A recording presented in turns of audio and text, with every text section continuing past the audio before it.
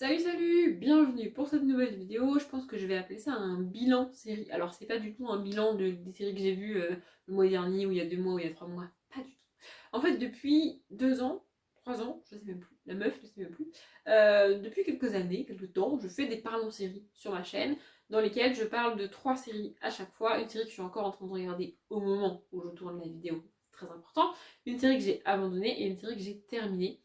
Et du coup, toutes les séries dont je parlais et que j'étais en train de regarder au moment où je tournais la vidéo, il y en a certaines que j'ai terminées aujourd'hui. Il y en a certaines qui sont... Voilà, la production est terminée. Il y en a certaines même d'ailleurs que la production était terminée au moment où j'ai tourné la première vidéo. C'est juste que moi, je n'avais pas terminé encore.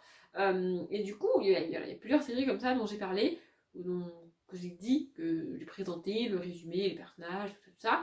Mais j'ai pas donné mon avis global sur la série parce que j'avais pas terminé la série. Et maintenant, j'ai terminé cette série. Du coup, je me suis dit que ça pouvait être cool de revenir sur toutes ces séries que j'ai terminées. Actuellement, il y en a 13 dont j'ai parlé en parlant de séries et que maintenant j'ai fini. Je ne vais pas vous parler des 13 aujourd'hui parce que sinon on en a pour 4 heures et que j'ai pas 4 heures devant moi pour tourner les vidéos. Donc je vais les présenter 5 par 5. C'est totalement arbitraire ce choix. Pourquoi 5 et pas 4 et pas 6, j'en sais rien. Mais j'ai décidé que ce sera 5. Voilà, donc on va parler de 5 séries aujourd'hui. À chaque fois, je vous remettrai en barre d'infos le parlant série dans lequel j'en ai parlé. Ce sont des parlons séries qui datent, puisque j'ai repris les séries dans l'ordre dans lequel je les ai présentées déjà sur la chaîne. Donc voilà, ce sont des parlons séries qui datent, mais c'est pas très grave. Et aujourd'hui, du coup, je vais un peu résumer la série et vous donner mon avis global sur la série, notamment par rapport à la fin, évidemment sans spoiler la fin, donc ça n'a pas d'intérêt. Bref, je pense que c'est assez clair comme ça. Et si c'est pas assez clair, eh bien je suis désolée. On y va. La première série que je vous présente aujourd'hui, c'est Bones. Donc c'est une série d'enquêtes policières dans laquelle on va suivre un binôme composé d'un enquêteur de police et d'une anthropologue judiciaire. Donc on a d'un côté l'enquêteur, je crois qu'il est du FBI. Donc c'est lui qui va mener les enquêtes sur les crimes, les meurtres et tout ça et tout ça. Il est joué par David Boreanaz, aka Angel dans Buffy, puis Angel d'ailleurs. Je pense que c'est son... Enfin, c'est peut-être pas son plus grand rôle, mais c'est son rôle qu'il a fait découvrir à beaucoup de gens, en tout cas de ma génération. Bref, si vous ne connaissez pas Buffy, c'est que vous êtes trop jeune et que vous n'avez pas du tout de culture générale, sans déconner. Bref, et donc de l'autre côté, on a... comment elle s'appelle ? En fait, il l'appelle Bones, mais elle s'appelle Tempérance, c'est ça ? Tempérance, qui est jouée par Emily Deschanel, donc la grande sœur de Zoé Deschanel. Voilà, donc on a ce binôme-là. Donc elle est anthropologue judiciaire, et en gros, la particularité de cette série policière, c'est que il n'enquête que sur des os. C'est-à-dire que quand on retrouve un corps humain pas décomposé en mode normal, tu vois, il vient de mourir genre la veille ou même le jour même, c'est pas eux qui vont enquêter parce que elle ne travaille que sur les os humains. Par contre, quand le corps est au stade de décomposition où il ne reste que les os ou quasiment que les os, là, c'est à eux qu'on fait appel. Donc c'est un peu gore, un peu trash. Il y a des scènes un peu bizarres avec des os et des vers. Bref, c'est plutôt hyper appétissant. Ne regardez pas cette série en mangeant. Ou alors, c'est que vous êtes bizarre. Chacun fait ce qu'il veut. Et donc voilà, on va suivre ça. Alors, comme dans la plupart des séries policières, malheureusement, je vais te dire, ils n'ont pas trouvé d'autres espèces de twists scénaristiques, tu vois. Comme on a un homme et une femme, et bah on a une espèce de blague et de situations qui se répètent indéfiniment de est-ce qu'ils vont finir ensemble ou pas. Et donc du coup au cours des 12 saisons, voilà, on voit leur relation évoluer, pas évoluer, ça dépend. Et on a aussi toute l'équipe et on a aussi des acteurs qui bougent. Voilà, c'est pas toujours les mêmes acteurs qu'on a. Dans la globalité c'est la même, c'est pas le genre de série où à chaque saison t'as le casting entier qui change. Non, mais il y a quelques acteurs qui partent, qui reviennent, qui partent, qui reviennent. Et donc voilà, on va suivre ça, c'est une série d'enquête. J'adore la série d'enquête, ma passion dans la vie. Et en fait, ce que j'attends, notamment de la fin d'une série d'enquête, c'est par rapport au personnage, en fait. Parce que pendant toute la série d'enquête, le centre de chaque épisode, c'est l'enquête en elle-même, le mort, qu'est-ce qui lui est arrivé, qui c'est qui l'a tué, évidemment, normal. Et autour, on a parfois les histoires de personnages principaux qui bougent, qui évoluent, qui se mettent l'un avec l'autre, qui se séparent, qui partent, qui reviennent. Mais ça, c'est en second plan, en toute la série. Et du coup, ce que j'attends de la fin d'une série policière, c'est que, justement, sur le dernier épisode, on n'est quasi pas d'enquête, ou alors on est en général, c'est ce qu'on a. En général, on a une enquête qui est directement liée personnellement aux personnages principaux. Et du coup, on a vraiment une fin à leur histoire, à eux, une espèce de point final sur leur vie à eux. Et c'est ça que j'attends, parce que si on finit juste sur une enquête normale et que toute leur histoire à eux reste en suspens, je trouve ça dommage en fait. Et du coup, c'est ce qu'on a avec Bones. J'ai bien aimé la fin de Bones, comment c'est conclu, comment ça se termine. Voilà. Vraiment, c'est une série que j'aime beaucoup. Et c'est rare qu'on ait une série policière avec un personnage féminin sur un pied d'égalité, en fait. Parce que même dans les... C'est pas rare qu'on ait une série policière avec un personnage féminin, mais en général, tu sens bien que elle est en dessous, parce qu'elle est moins forte, parce qu'elle est plus sensible, parce que ceci, parce que cela, parce que... Là. Mais elle, en fait, non, elle est vraiment sur un pied d'égalité avec Booth, c'est comme ça qu'il s'appelle le gars du FBI. Et du coup, on n'a pas ce décalage, on n'a pas cette émotion féminine. Non, on n'a pas ça. Et du coup, j'ai trouvé ça vraiment, vraiment très, très cool. J'ai adoré cette série. Je suis un peu triste qu'elle soit terminée. Ça fait partie des séries où ça a brisé mon cœur qu'elle se termine. Mais franchement, j'étais un peu dégoûtée qu'elle se termine parce que c'est le genre de série qui peut durer des années, des années. Bon, 12 saisons, c'est déjà énorme. Hein, mais c'est le genre de série qui peut vraiment, vraiment durer 20 saisons parce que bah, c'est trop cool. Voilà. Après, je peux comprendre que les acteurs aient envie de faire autre chose. Ça, c'est voilà, évident. Mais bref, du coup, voilà, c'est une série que j'ai beaucoup aimée. Parmi les séries policières que j'ai regardées, c'est pas ma série préférée. Mais c'est quand même une très très bonne série que je vous conseille à nouveau si vous la connaissez. Bon là par contre on passe à une série, comment dire, une série qui est liée à ma vie, qui m'a fait grandir, une série ça m'a brisé littéralement le cœur de terminer cette série.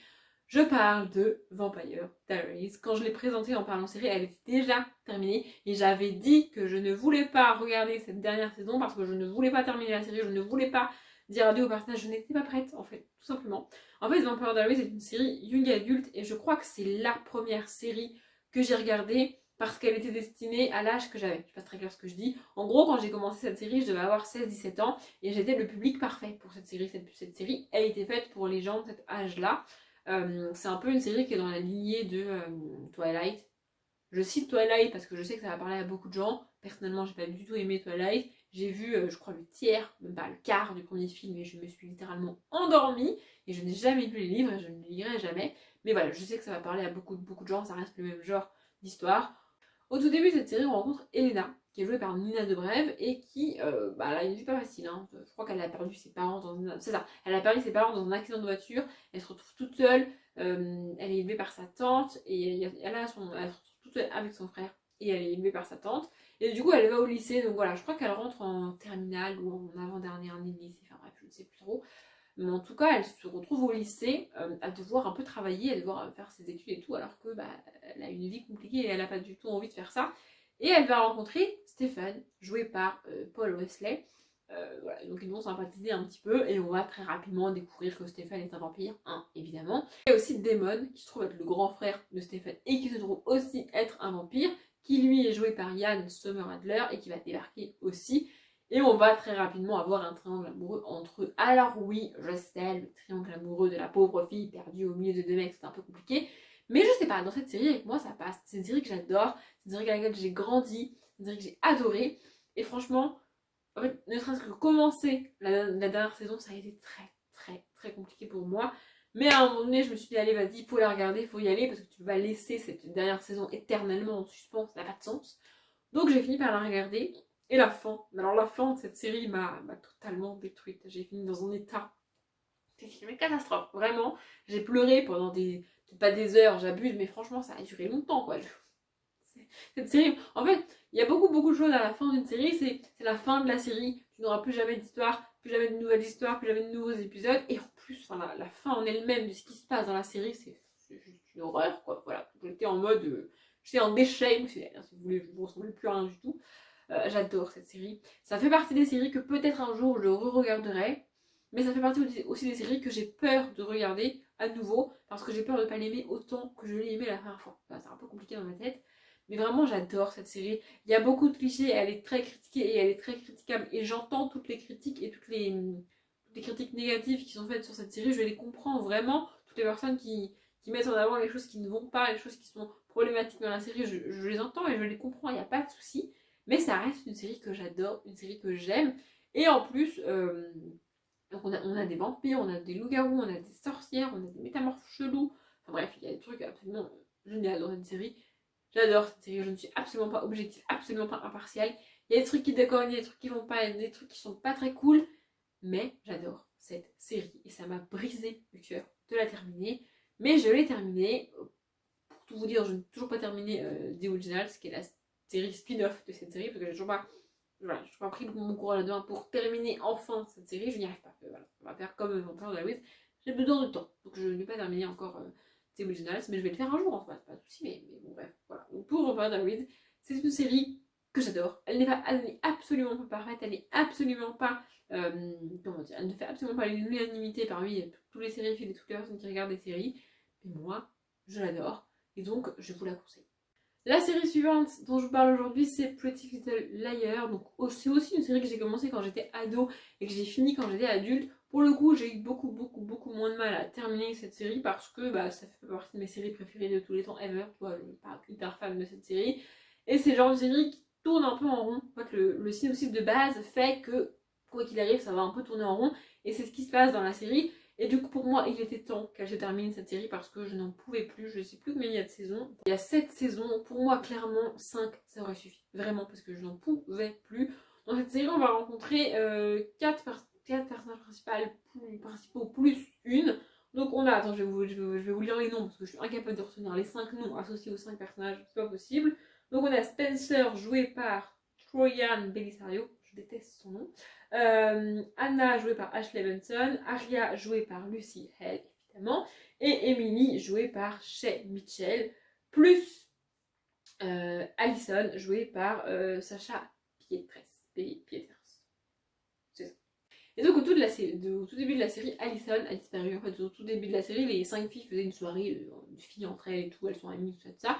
Et au cours de cette soirée, Allison a disparu. On ne sait pas ce qui lui est arrivé. Il y a quand même une actrice quasi principale qui joue Allison parce qu'on a pas mal de flashbacks de ce qui s'est passé cette soirée, avant cette soirée, entre les filles et tout. Et donc du coup, il fallait une actrice pour jouer Allison dans ces flashbacks-là. Et donc voilà, on va y avoir une enquête sur la disparition d'Allison. Et un an plus tard, donc elle est officiellement déclarée morte. Et il y a un enterrement officiel, même si on n'a pas de corps, tout ça. Et après cet enterrement-là, donc ça c'est le tout début de la série, hein, vraiment, les filles vont se mettre à recevoir des messages, des textos d'une personne qui les espionne et qui sait ce qu'elles font. Ces messages sont signés A. A pour Allison, on suppose. Et donc voilà, on va suivre ça. Les filles sont persécutées par cette fille, enfin par ce A mystérieux et horrible. Et ça fait un peu comme dans Gossip Girl, mais en beaucoup plus trash, en beaucoup plus violent, en beaucoup moins fun. Parce que Gossip Girl, ça reste gentillet, ça reste mignon.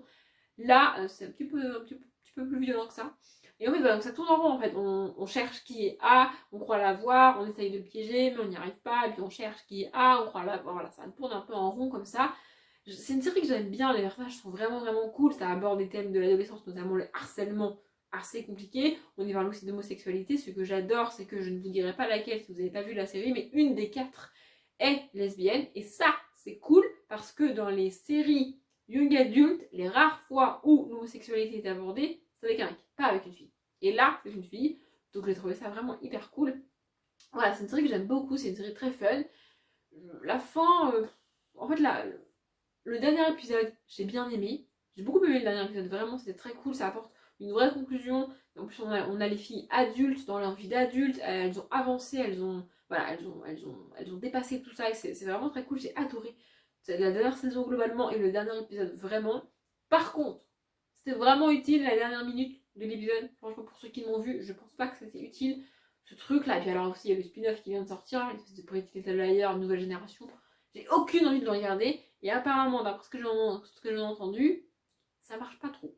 Mais bon, voilà. Bref, Pretty Little Liars reste une série young adulte très cool, très fun, qui aborde beaucoup de thèmes. C'est bien fait, c'est bien construit. On tourne un petit peu en rond parfois, mais ça reste une bonne série que j'ai bien aimée. Je suis contente de l'avoir vue, je suis contente de l'avoir terminée. Ça m'a pas brisé le cœur de la terminer.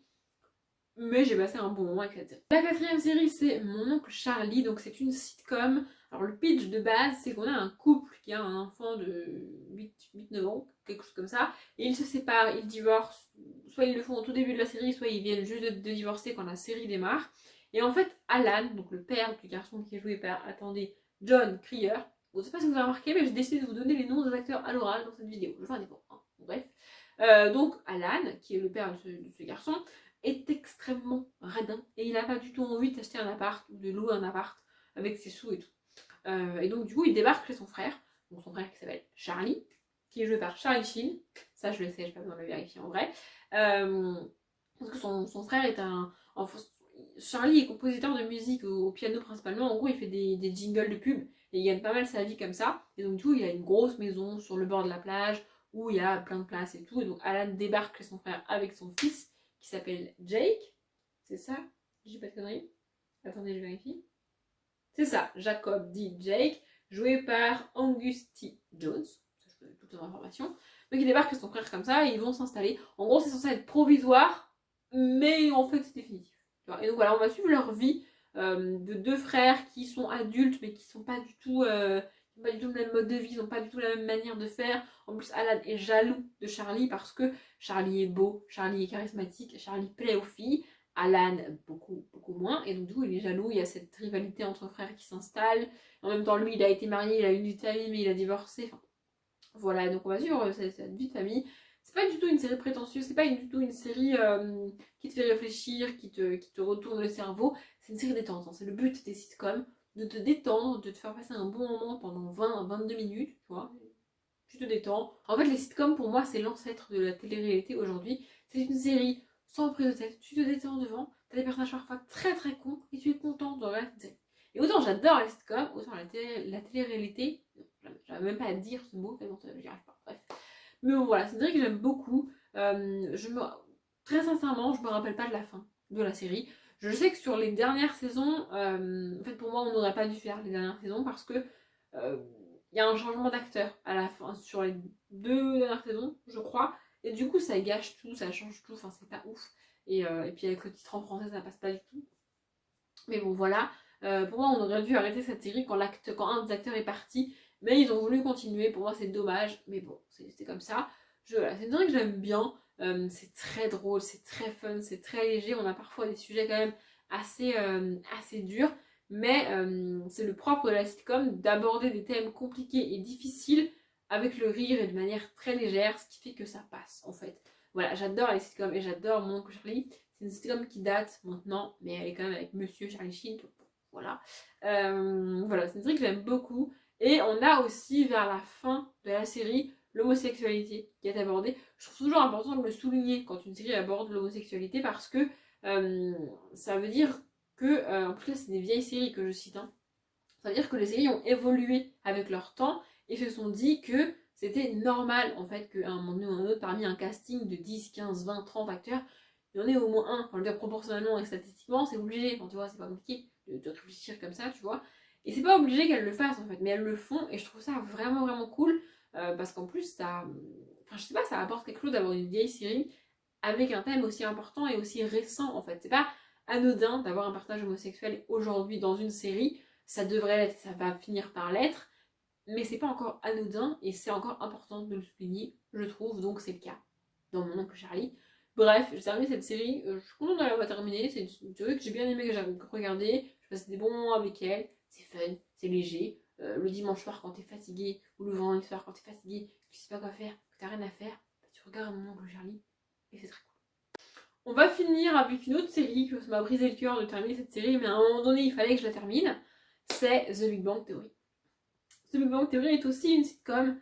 Je pensais qu'elle, franchement, sincèrement, je pense que The Big Bang Theory c'est un peu Friends pour moi. Vous voyez, il y a des gens qui adorent Friends, qui regardent Friends en boucle, qui kiffent, qui ont grandi avec Friends, et ben moi c'est The Big Bang Theory. Voilà, c'est comme ça. Je parlerai de Friends plus loin dans une autre vidéo. Mais bref, voilà, j'adore The Big Bang Theory. C'est une série que je trouve géniale, vraiment j'adore. Bref, le pitch de The Big Bang Theory, c'est qu'on a deux garçons, donc Sheldon joué par Jim Parsons et Leonard joué par Johnny Galecki, qui vivent ensemble. En fait, ils sont colocs depuis la fac et maintenant ils sont devenus adultes, ils ont fait un doctorat, voilà, ils sont dans les sciences, ils font des recherches scientifiques et tout. Ils travaillent toujours à l'université, mais en tant que chercheurs, professeurs et tout. Mais ils vivent toujours ensemble parce que Sheldon est incapable de vivre tout seul. Sheldon est le personnage, comment dire, c'est le genre de personnage qui t'agace, que t'as envie de tarter parce que il est relou, mais en même temps il est extrêmement attachant, tu vois. C'est le genre de personnage que t'as envie de tarter. Dans chaque épisode, tu as envie de le tarter, et en même temps t'as envie de lui faire un câlin parce qu'il est trop chou. C'est le genre de personnage là.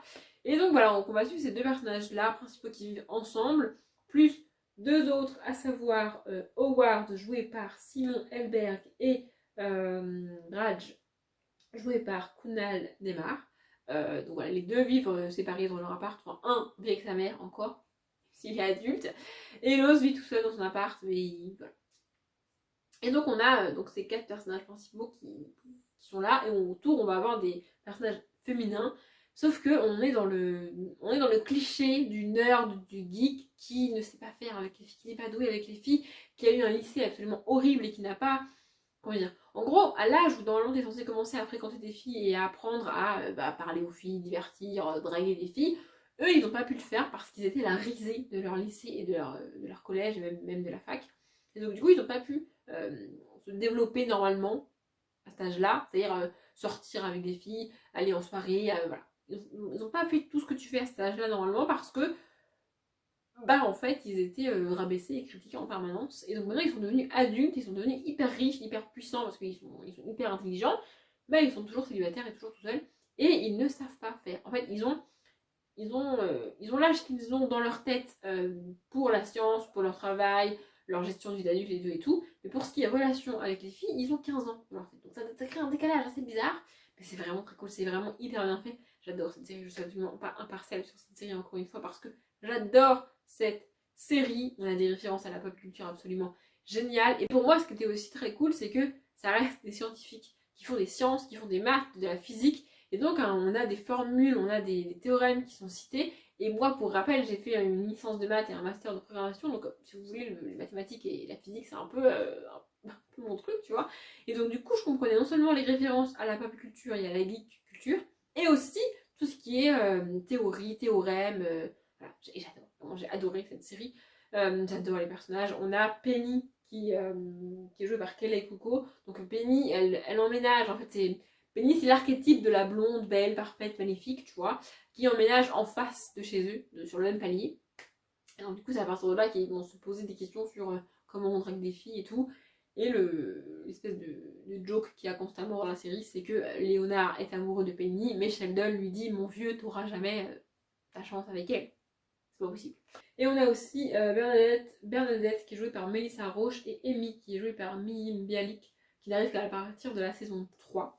Mais en fait, c'est le pitch de la série, c'est qu'au début, on va suivre ce groupe de potes exclusivement masculins avec tous leurs problèmes, leur vie en fait. Et j'adore cette série. Et petit à petit, on a des filles qui vont se rajouter dedans et on va suivre toujours ce même groupe de potes évoluer avec toujours Sheldon qui est absolument insupportable mais qui est extrêmement attachant.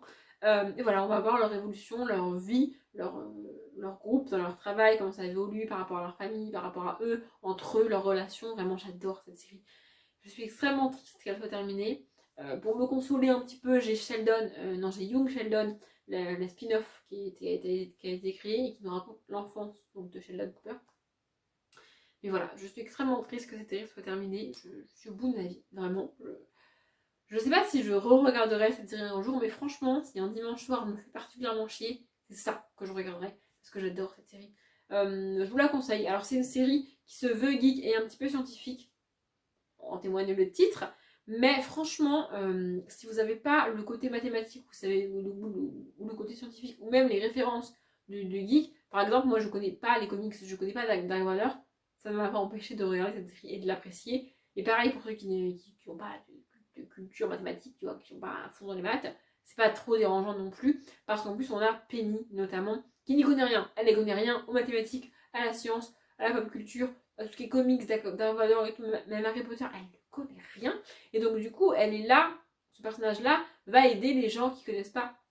Parce qu'elle va poser des questions, elle va dire mais c'est quoi ça, mais de quoi tu parles, je comprends rien, mais je suis larguée. Et du coup, toi en tant que spectateur, tu peux t'identifier à elle et elle t'aide à comprendre les références que les autres personnages font. Bref, je pourrais parler de cette série pendant des heures, je sais pas si c'est très clair ce que j'ai dit. Je suis extrêmement triste d'avoir terminé cette série. La fin est juste magnifique, évidemment. Nous savons par rapport à Sheldon, j'adore cette série. Mais voilà, il fallait bien que ça se termine un jour, j'en ai bien conscience, mais je suis très triste que cette série soit terminée. Je suis très triste de l'avoir terminée et je suis très triste qu'il n'y ait plus d'épisodes. Mais c'est la vie, voilà, il faut faire avec, à un moment donné, t'as pas le choix. Donc voilà, si vous ne la connaissez pas et que vous l'avez jamais vue, franchement, sur quelle planète vous vivez, et ensuite, regardez-la. Vraiment, regardez cette série. Elle est trop cool. Bref, je pense que cette vidéo est beaucoup trop longue. J'avais pas prévu qu'elle soit si longue, mais j'avais pas donc prévu de m'emballer comme ça sur certaines séries. Mais bon, bref, je verrai ce que je peux faire au montage. Je pense que la vraie du montage me déteste actuellement. C'est pas très grave. Bref, j'espère que ça vous a plu. Si vous voulez réagir à ces séries, en conseiller d'autres dans les commentaires, en parler, enfin, voilà. éclatez-vous dans les commentaires, allez-y, ça fait pour ça. Moi je m'arrête là, j'espère que ça vous a plu. Comme d'habitude, je vous souhaite une bonne journée, un bon après-midi, un bon appétit ou une bonne nuit et je vous dis à bientôt.